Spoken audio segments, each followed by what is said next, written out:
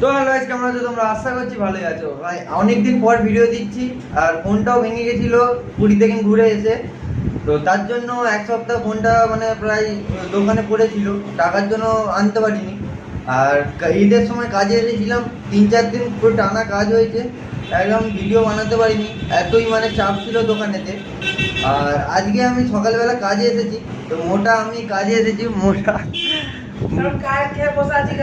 তো আমাদের এখানে দেখো সব মানে বাইরেটা সব ক্লিয়ার করে দিয়েছি, আর মোটা তেলটা ক্লিয়ার করছিল। আর তো এই জায়গাগুলো পুরো বডি হয়ে আছে কারেন্টের, আর পিজা সেট আপটা পুরো বডি হয়ে আছে। তো তার জন্য আমরা কাজ করতে পারছি না। তো ম্যানেজারকে ফোন করলাম যে এরকম এরকম প্রবলেম আছে, তো আসছে যে কারেন্টের লোককে নিয়ে ঠিক করাবে। মোটাকে আর আমাকে এত জোর কারেন্ট মেরেছে, মোটা ছিটকে গেছে।